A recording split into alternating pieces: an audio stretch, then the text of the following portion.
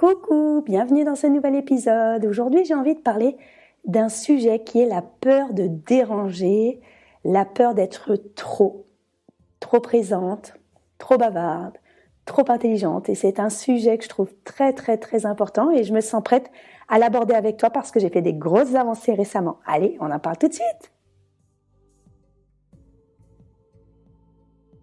Tu as une vie à 100 à l'heure et tu souhaiterais enfin te libérer l'esprit ? Tu souhaiterais faire de la place chez toi et de la place en toi ? Tu es au bon endroit. Dans ce podcast, nous allons cheminer ensemble pour désencombrer nos vies. Je vais t'aider à diminuer ta charge mentale et à être aligné avec tes valeurs. Je partagerai également mes conseils pour réduire tes possessions, gérer tes finances, organiser ton temps et tes relations. Ensemble, incarnons l'idée que cette course folle au toujours plus ne peut plus durer. Incarnons l'idée que moins, c'est mieux. Désencombrer sa vie, c'est reprendre le contrôle et se libérer du temps pour des projets passionnants ou inavouables. Alors, durant ces quelques minutes en ta compagnie, je n'ai pas d'autre ambition que de partager mon expérience de coach en rangement et en organisation. Je suis Home Organizer, on m'appelle Tata Nadia et je te souhaite la bienvenue dans mon podcast.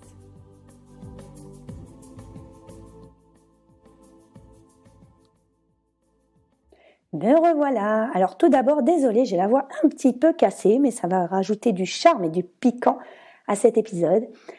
Aujourd'hui, je voudrais parler de la peur de déranger. La peur de déranger, c'est quelque chose qui me suit depuis très longtemps et sur lequel j'ai vraiment réussi à avancer depuis quelques temps. Et c'est pour ça que je voulais en parler, parce que j'ai fait une grande avancée et j'ai fait une grande découverte. Et je me suis dit que j'allais le partager parce que j'étais peut-être pas la seule à souffrir et à avoir souffert de ça. Donc en fait, ce que j'appelle la peur de déranger, c'est ce que Christine Levicki, qui est vraiment mon mentor en développement personnel, elle appelle ça la peur de briller. Christine Levicki, dans son livre Wake Up, 4 principes fondamentaux pour arrêter de vivre sa vie à moitié endormie. Dans Wake Up, elle explique vraiment qu'il faut oser briller, oser montrer toute sa brillance. Et oser montrer sa brillance, c'est pas un manque d'humilité. C'est-à-dire que oser montrer qui l'on est, ça veut pas dire éteindre les autres. Ça veut pas dire rabaisser les autres. Ça veut pas dire manquer d'humilité. Ça veut simplement dire briller à sa juste brillance, ou alors se montrer à sa juste valeur. Et on a tous une grande brillance. On a tous et toutes de la valeur. Et au début, cette notion, c'est vrai qu'elle était un peu difficile pour moi parce que moi, j'ai toujours eu peur de faire de l'ombre aux autres. J'ai grandi dans un milieu familial où on m'a fait comprendre en tout cas que j'étais souvent de trop, pas de trop, mais souvent trop. C'est-à-dire que déjà, j'étais une petite fille très intelligente. À l'école, je travaillais très bien. À plusieurs reprises, on m'a proposé de sauter une classe et ma maman n'a pas voulu parce que justement, j'aurais fait de l'ombre à mon frère, mon grand frère. En classe, j'étais trop bavarde parce que je m'ennuyais, j'étais trop bonne à l'école, donc j'embêtais les autres quand je parlais. J'étais trop présente, trop tout. J'ai toujours été trop pour beaucoup de gens. Et je le vivais très mal parce que j'essayais toujours de me diminuer, c'est-à-dire d'être moins présente, moins sonore, moins bavarde, moins bonne à l'école. J'essayais de me réduire pour pas gêner l'autre, pour pas gêner les autres. Et c'est un sentiment que j'ai traîné pendant très longtemps, donc déjà je m'en suis jamais rendu compte quand j'étais enfant. C'est vraiment une réflexion d'adulte que je pose aujourd'hui. Mais cette chose-là, elle m'a suivie pendant très longtemps. Elle me suit d'ailleurs encore parce que souvent je me suis mise dans des situations où je me suis retrouvée dans des situations où j'étais mal à l'aise parce que je me sentais trop et j'avais peur de gêner l'autre. Donc, trop par rapport à l'autre, pas par rapport à moi-même. Moi je sais aujourd'hui qui je suis, où je suis, et je trouve que je suis quelqu'un de bien. Je trouve vraiment que j'ai de la valeur, je m'améliore, je suis pas parfaite. Ça, c'est sûr que je suis pas parfaite. Parfois, effectivement, je parle trop, parfois, j'écoute pas assez. Je travaille beaucoup aujourd'hui sur l'écoute de l'autre, sur ne pas forcément me mettre en avant, ne pas forcément rebondir sur ce que l'autre dit, pour laisser pleinement la place à la personne en face pour me parler. Donc ça, c'est un travail très intéressant que je fais, un travail d'écoute de l'autre qui est très difficile pour moi. Mais en même temps, depuis plusieurs années, je travaille vraiment sur oser briller. C'est-à-dire que je ris parce que j'ai un petit éternuement. Bon, le petit éternuement est venu, mais je l'ai coupé en montage pour ne pas te casser les oreilles, toi qui m'écoutes dans tes écouteurs. Donc je reprends sur mon idée de la peur d'être trop, la peur de déranger, qui est très intéressante, et je vais te dire vraiment pourquoi j'en parle en ce moment. Parce que, en fait, oser briller, donc l'idée de Christine Novicky qui m'a beaucoup interpellée, c'est aussi une idée qui est développée par Lisa Nichols, qui est une grande oratrice américaine, qui est vraiment une des femmes les plus influentes au niveau du développement personnel aux États-Unis. C'est une femme noire américaine qui sort vraiment des bas-fonds de Los Angeles, qui a été une mère adolescente avec le père de son enfant qui était en prison. Elle était très pauvre, elle a une leçon de vie, à elle toute seule, elle est une leçon de vie. Et en fait, Lisa Nichols, elle explique, elle dit quelque chose que j'adore, elle dit brille, brille, brille, et si les autres sont éblouis, offre-leur des lunettes de soleil. J'aime beaucoup cette idée, parce qu'en fait, cette idée dit que tu n'es jamais trop pour les autres, c'est les autres qui ont un problème avec eux-mêmes. Mais toi-même, si tu brilles à ta juste brillance, et si tu brilles à ta juste valeur, en réalité, si tu fais de l'ombre aux autres, ça les regarde. Et j'aime tellement cette idée. Cette idée, elle rejoint énormément ma crainte de déranger, ma peur d'être trop pour les autres. Et brille, brille, brille, brille. S'ils sont éblouis, offre-leur des lunettes de soleil. Et ben en fait, c'est ce que j'essaye de faire aujourd'hui dans ma vie, et depuis plusieurs années, c'est-à-dire que je me le suis appliqué à moi. Et c'est pas simple, hein. C'est pas simple parce que ça fait beaucoup travailler l'humilité, ça fait beaucoup réfléchir sur l'humilité, ne pas être trop, ne pas se mettre en avant. Et puis finalement, je me dis que quand on brille à sa juste valeur, quand on fait les choses parce qu'elles ont du sens, quand on fait des choses parce qu'elles sont alignées avec nos valeurs, qu'on se sent aligné avec nos besoins, et ben c'est pas un manque d'humilité. Je veux dire, les personnes qui ont des rayonnements mondialement connus, qui sont mondialement connus, mais qui font du bien, qui apportent de la valeur aux gens, ben c'est pas un manque d'humilité, c'est parce que le monde a besoin de ces personnes-là. Et moi, j'admire tous ces gens-là, les Lisa Nichols, moi, je vais parler plus des Américains, mais les auteurs. Moi, je suis une grande fan d'écrivains. On a des très grands écrivains français. Éric Emmanuel Schmitt, par exemple, qui est quelqu'un qui me touche particulièrement dans ses écrits. Ben, on a besoin de gens comme ça, qui nous donnent leur brillance, qui nous aident par leurs écrits, par leurs pensées, par leurs discours, qui nous aident à évoluer, qui nous aident à réfléchir, qui apportent, qui nous élèvent, qui élèvent notre humanité et qui élèvent notre conscience. Donc, pourquoi aujourd'hui, le sujet de ce podcast, pourquoi il est intéressant? Parce que, certes, moi, ça fait des années que je suis sur ce chemin de me dire oser briller à ma juste valeur, oser exprimer ma brillance, ne pas m'éteindre, ne pas me rapetisser pour pas faire de l'ombre aux autres. Si les autres sont pas contents, bah, ça les regarde. Après, c'est pas facile en tant que femme, et c'est pas facile dans la recherche d'un couple, dans la recherche d'un équilibre. Moi, aujourd'hui, je suis seule, je suis célibataire, j'aimerais rencontrer quelqu'un, mais c'est vrai qu'il faut que je rencontre quelqu'un qui puisse être OK et qui puisse accepter et accueillir le fait que je souhaite déployer pleinement ma brillance et que j'ai encore plein de choses à partager avec beaucoup de gens et que c'est comme ça que je me construis, c'est comme ça que je me sens alignée. Donc je suis consciente que c'est pas forcément évident de vivre avec quelqu'un qui brille et qui ose briller. Donc ça, j'en suis consciente. Mais ce qui est intéressant, c'est que, et où ce que je voulais mettre en valeur dans cet épisode, c'est que j'ai fait un travail récemment avec une coach magnifique qui s'appelle Laurence Boistet, qui est une femme que j'ai rencontrée au mois de juillet lors d'une retraite que j'ai faite entre femmes entrepreneurs. Laurence, elle est coach, elle est spécialisée de la PNL, de la programmation neurolinguistique. Et en fait, j'ai fait un travail avec elle justement sur cette histoire de la peur de déranger, cette histoire de la peur de briller. Et ce qui est très intéressant, c'est que je l'ai relié avec mes enfants. Et en fait, je me suis rendu compte que ma peur de déranger, je l'ai transmise. Non, je l'ai pas transmise à mes enfants. Je me la suis collée avec mes enfants. J'ai eu depuis toujours, depuis que je suis maman, la peur de déranger avec mes enfants, la peur que mes enfants dérangent, la peur que l'éducation que je leur donne dérange, la peur que je ne sois pas acceptée dans l'éducation que je leur donne, ou alors, c'est même pas que je sois pas acceptée, c'est la peur, la réalité, c'est la peur de me mettre en colère si je ne me sens pas acceptée dans ma singularité de mère et dans la singularité de l'éducation que je leur donne. Et en fait, je me suis rendu compte que ça, c'était lié avec ma peur de déranger en étant enfant. Parce que moi, ce que je souhaite plus que tout au monde, c'est que mes enfants s'expriment dans leur singularité.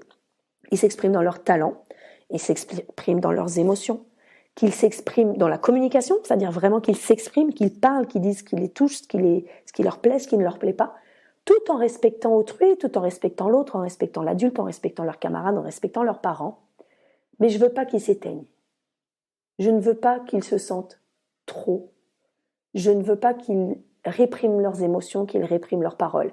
Ça, c'est quelque chose qui me tient énormément à cœur. Et en le disant, je sais que quand quelque chose me fait monter les larmes, comme maintenant, c'est que je touche une réalité en moi. Et en fait, je me suis rendu compte que j'avais un sentiment ambivalent pour mes enfants parce que j'avais peur qu'eux aussi dérangent les autres. Et j'avais peur qu'eux aussi soient trop présents, trop bruyants, trop dans le mouvement. Et en fait, j'ai fait un travail avec Laurence Boistet sur quelque chose qui s'appelle le schéma d'ancrage. Le schéma d'ancrage, c'est comment les réflexes que l'on a eus dans l'enfance, comment les réflexes inconscients qu'on a eus, les constructions mentales inconscientes qu'on a eues dans l'enfance, comment on les répète à l'âge adulte et comment on s'est inscrit dans un schéma, comment un schéma s'est ancré dans notre cerveau. Et moi, mon schéma, c'était je dérange, donc je m'amoindris, donc j'éteins ma brillance, j'éteins ma lumière. Et je reproduisais ça aujourd'hui avec mes enfants. Et Laurence m'a permis d'exploser tout ça. Laurence m'a permis de voir la personne qui était derrière. Laurence m'a permis de voir les mécanismes que j'avais déjà créés sans m'en rendre compte pour contrer tout ça. Et comment aujourd'hui je peux prendre le contre-pied de tout ça avec mes enfants. Et ça m'a tellement libérée. Je veux dire, j'ai fait une séance d'1h30 avec elle. 1h30. Ça m'a libérée, ça fait 6 ans que je suis maman. Ça m'a libérée 6 ans sur ce sujet avec mes enfants. Et alors, d'un poids tellement énorme. J'étais obligée de partager ça dans un podcast. C'est-à-dire que la séance sur le schéma d'ancrage, en programmation neurolinguistique, en PNL, je crois que ça m'a fait faire un bond que j'aurais pas fait en 10 ans seule. Et je voulais vraiment saluer ce travail-là. J'ai encouragé Laurence, je lui ai dit, écoute, faut que beaucoup de gens connaissent ta technique. Il faut que tu te rendes compte que tu peux vraiment, vraiment aider les gens sur leur chemin de développement personnel. Moi, ça m'a aidé, mais tellement. Ça m'a tellement aidé qu'aujourd'hui, je me suis offert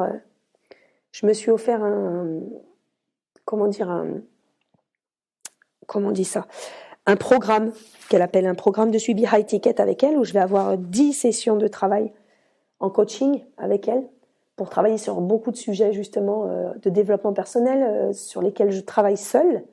Mais je pense qu'elle va me faire gagner 10 ans dans ma tête. Elle va me faire gagner des années d'ascension. Elle va me faire gagner beaucoup d'années de me faire exploser mes blocages. Elle va me faire exploser un plafond de verre que j'ai en entrepreneuriat, je dirais pas en confiance en soi, parce que confiance en soi, je suis vraiment pas mauvaise, mais on a quand même toujours des limitations, on a quand même toujours des blocages. Et moi, je travaille beaucoup à exploser certains blocages, à essayer d'avancer pour casser des choses, casser des schémas. Et c'est vraiment des schémas d'ancrage. Quand elle a dit le nom de ce truc, un schéma d'ancrage, parce qu'on reste ancré sur des vieux schémas. On reste ancré sur des habitudes, sur des choses qui sont vraiment inconscientes. Moi, je vais te donner un exemple incroyable qui m'est arrivé il y a 6 mois.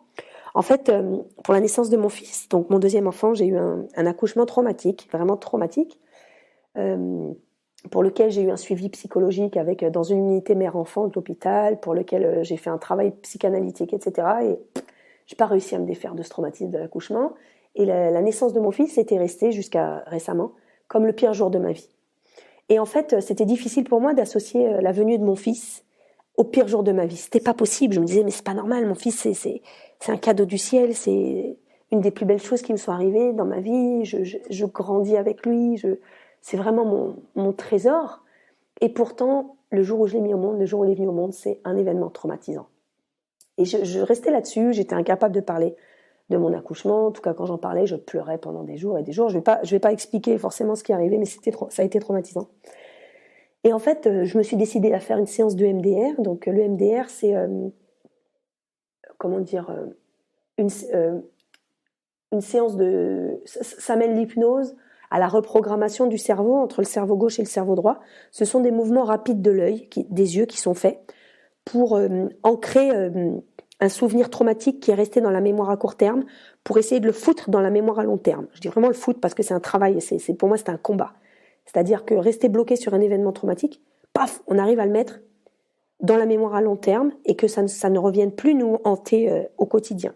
En fait, cette technique a été développée à la base pour les soldats qui ont vécu un événement traumatisant pendant la guerre et essayer de les guérir des chocs post-traumatiques. Et en fait, pourquoi je te parle de ça ? Parce que par rapport au schéma d'ancrage, etc. Parce que quand j'ai fait ce travail de MDR, donc j'ai fait un travail d'une seule séance, pareil, 1 heure et demie.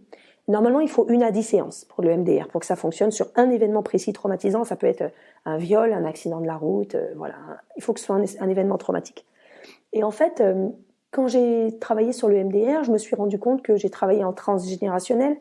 Donc, je ne sais pas si tu sais ce que c'est les schémas que l'on hérite de nos parents, de nos arrière-grands-parents, arrière-arrière-grands-parents. Et je me suis rendu compte, et j'ai travaillé sur le transgénérationnel de la mère et du fils. Donc moi, dans mon transgénérationnel, il y a des mères qui sont seules avec leur fils, que ce soit ma mère, que ce soit ma grand-mère, que ce soit mes arrière-grand-mères, etc. Et en fait, j'ai travaillé un peu là-dessus, sur le schéma de la mère seule avec son fils et d'un événement traumatisant de la mère seule avec son fils. Et en fait, dans cet événement-là, dans cette séance-là de MDR, j'ai travaillé sur le fait de m'affranchir du transgénérationnel, de m'affranchir de ce qui était arrivé avant moi et de me dire, ok, je suis consciente de ce qui est arrivé dans ma famille, mais moi, je ne vais pas reproduire les schémas. Moi, je ne vais pas reproduire les schémas, je me déleste de ce qui s'est arrivé.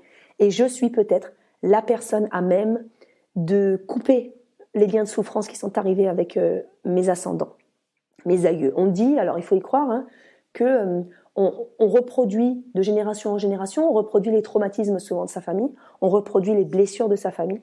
Et la personne qui est la plus à même pour la combattre, ou en tout cas pour la couper, c'est cette personne-là qui en hérite le plus et qui travaille et qui casse ça.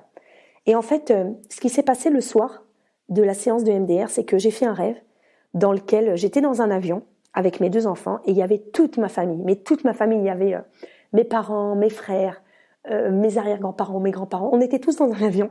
Et en fait, cet avion devait atterrir sur la ville de Casablanca, qui est ma ville de naissance, et la ville de ma famille. La famille de mon père, en tout cas. Et l'avion devait atterrir à Casablanca et en fait... le pilote, il se trompait. Au lieu d'atterrir sur la piste d'atterrissage, en fait, il allait atterrir sur l'autoroute. Et moi, je me rendais compte qu'on allait se crasher. Et ce que j'ai fait, c'est que j'ai pris mes 2 gosses, j'ai sauté de l'avion. Et l'avion s'est crashé avec toute ma famille. Et en fait, quand j'ai sauté de l'avion, j'étais en paix, j'étais bien avec mes 2 gosses, on allait très bien et on s'est cachés dans un appartement. Et je disais à mes enfants, je voyais les infos et ils disaient un avion s'est crashé avec toute une famille et tout. Et moi, je disais à mes enfants, écoutez, tout va bien. Il ne faut pas qu'on dise que nous, on va très bien, mais on va très bien, tout est parfait. Tout est OK, on sortira dans quelques jours de cet appartement et on reprendra notre vie normale. Et quand je me suis réveillée, je me suis dit, mais c'est incroyable. J'ai craché toute ma famille dans un avion. J'ai sauvé mes enfants. Ça me fait monter de l'émotion. J'ai sauvé ma peau, j'ai sauvé la peau de mes enfants. Et je leur disais, tout est parfait. Et j'étais pas triste de la chose. Et je me suis dit, putain, mais c'est pas possible, quoi. C'est incroyable ce que je suis capable de faire avec mon inconscient. Et pourquoi je te partage ça aujourd'hui ? Pourquoi je partage ça dans ce podcast ? C'est pour dire que quand on est sur un chemin de désencombrement, de vie, un chemin de développement personnel, ben, il ne faut pas hésiter à se faire aider.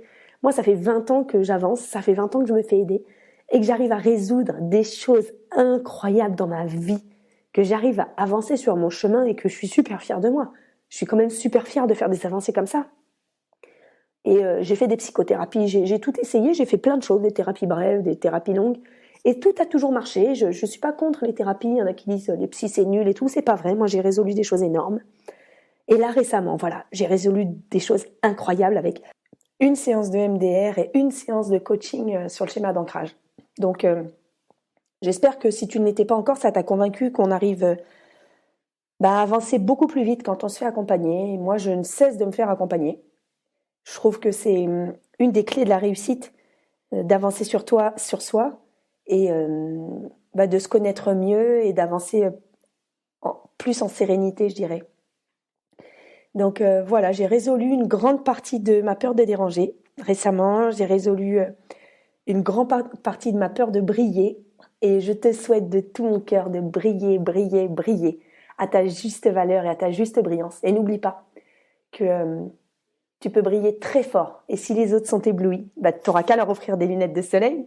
Allez, à très bientôt. N'hésite pas à partager cet épisode si tu penses qu'il peut faire la différence pour quelqu'un. S'il peut faire une différence, en tout cas dans sa vie. J'espère que ça t'a plu. Abonne-toi à mon podcast sur les plateformes de podcast. Je te remercie pour ton soutien. Et je te dis à très vite. Ciao, ciao.